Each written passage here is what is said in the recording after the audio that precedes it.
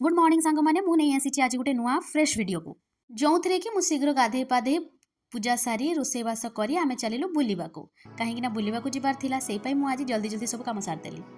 तो यहाँ हूँ एक्चुअली हरियाणार सिरसा सेठू एप्रोक्सीमेट 17 किलोमीटर गोटे O2 लेक। तो ये आप नौकार भी ए कूल से कूल को जापरें। तो देन आम जाइलु गोटे तारा बाबा कुटिया थिला माने सी एक्चुअली तारा बाबा जी सी आमर शिवंकर बहुत बड़ भक्त थिले। बाकी आपन टिके गूगल सर्च करदेवे मते एते भी या विषय जाना नहीं।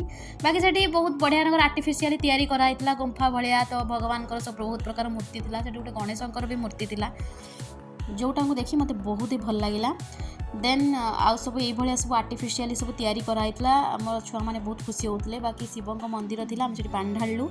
देन आम वीकेंड तो बहुत भलरे कटिला। आपणकर वीकेंड केमती कटिला मते कमेंट निश्चित जनइबे। रहुची टिल देन बाय बाय जय जगन्नाथ।